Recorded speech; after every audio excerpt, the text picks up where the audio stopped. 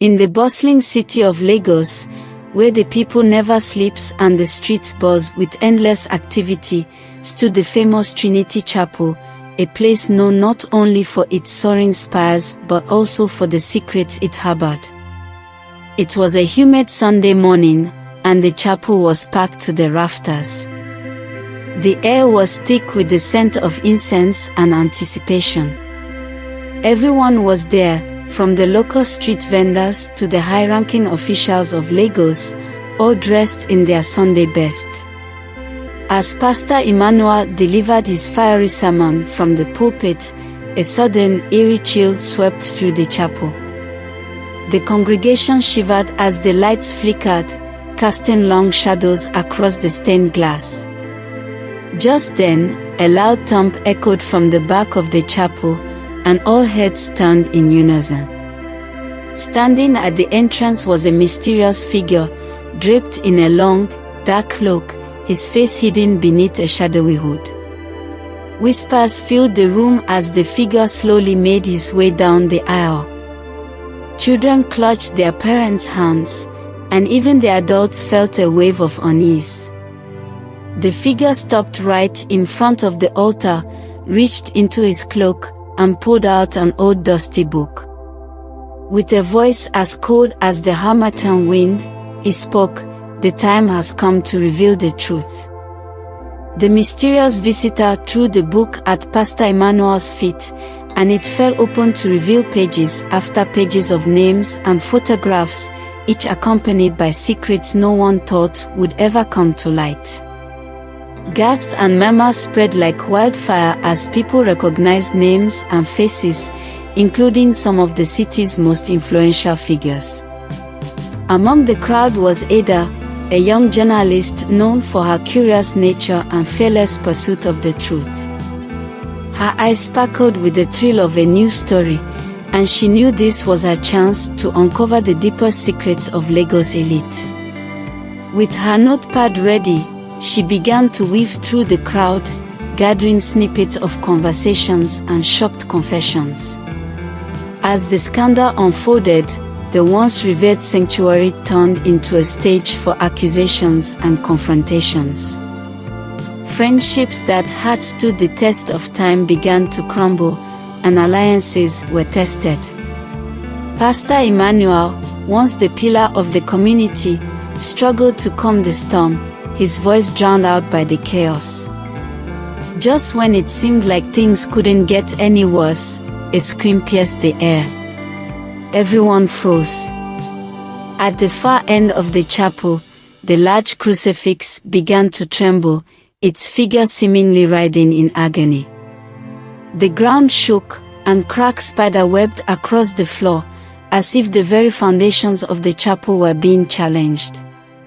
In the midst of the panic, Ada spotted the cloaked figure slipping away through a side door. Her instincts kicked in, and she followed, leaving the mayhem behind. The narrow passage behind the door spiraled down into darkness, and as Ada descended, the air grew colder, and the faint sound of chanting echoed from below. At the bottom of the stairs, Ada found herself in an ancient part of the chapel, long forgotten by time. Torches flickered along the walls, casting dancing shadows. There, the mysterious figure stood before an altar, his cloak now removed, revealing a face scarred by past battles and eyes burning with a mission. He turned to Ada, and in a deep, resonant voice, he revealed his story. He was once a guardian of the chapel's secrets, sworn to protect the integrity of its leaders. But over the years, he had watched the sanctuary he loved turn into a den of hypocrisy and greed. This book, he said, holding up the tome of secrets, contains not just scandals but also the keys to redemption. It's up to you, Ada, to bring the truth to light. As Ada processed the weight of the responsibility now resting on her shoulders, the ground shook again, more violently this time. Cracks spread across the walls, and the torches sputtered as if threatening to extinguish. Above them, the chapel roared with the chaos of the scandal-ridden congregation, their cries a stark contrast to the silent resolve in the underground chamber. The guardian handed Ada the book, his gaze intense. "Make your choice," he urged, just as a portion of the ceiling gave way, blocking the passage back to the chapel. With the book in hand and her path uncertain, Ada faced a decision that could change her life and the fate of many. What would she do with the secrets contained in the pages? Would she expose them and risk destroying lives, or use them to steer the community back to righteousness? Trapped beneath the ancient chapel with the Book of Secrets clutched tightly in her hands, Ada felt the weight of her choices. The guardian's words echoed in her mind, a constant reminder of the power she held. With the exit blocked, she turned to an old, rusted ladder that led to a small, moonlit opening above. Climbing out, Ada emerged in a quiet, forgotten garden behind the chapel. The night was silent except for the distant sounds of the city. She sat under an old baobab tree, the book beside her, and pondered her next steps. Her heart raced with the possibilities of exposing the truth or preserving peace. As dawn broke, Ada made her decision. She would not use the book to shame or destroy lives, but to teach and heal.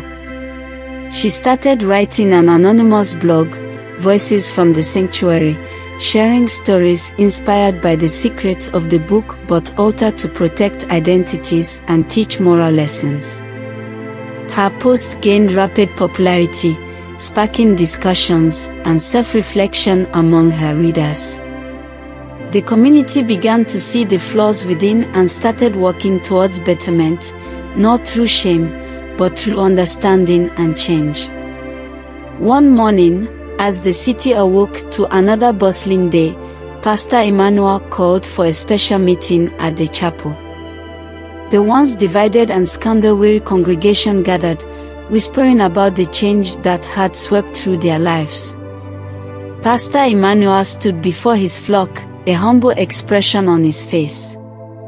"We have been lost," he admitted, "but we can find our way back.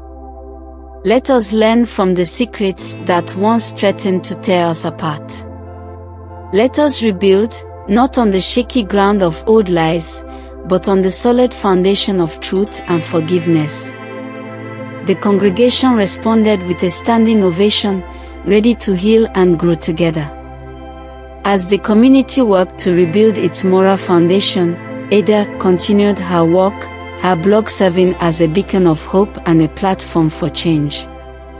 She never revealed her identity, choosing instead to remain a silent guardian of her community's conscience. One evening, as she walked past Trinity Chapel, she noticed the mysterious guardian standing in the shadows. He nodded to her, a silent acknowledgement of her wise use of the book. Ada smiled, knowing she had made the right choice. She had turned potential destruction into a tool for education and moral fortitude. The screen fades to black, and the words appear, "In the face of darkness, choose light. In a world eager for scandal, choose to heal." The true strength of a community lies not in its secrets, but in its ability to learn from them and forge a path towards redemption. Thank you for watching. Don't forget to like and drop your opinion at the comment section. Subscribe and join us on this journey of discovery and transformation.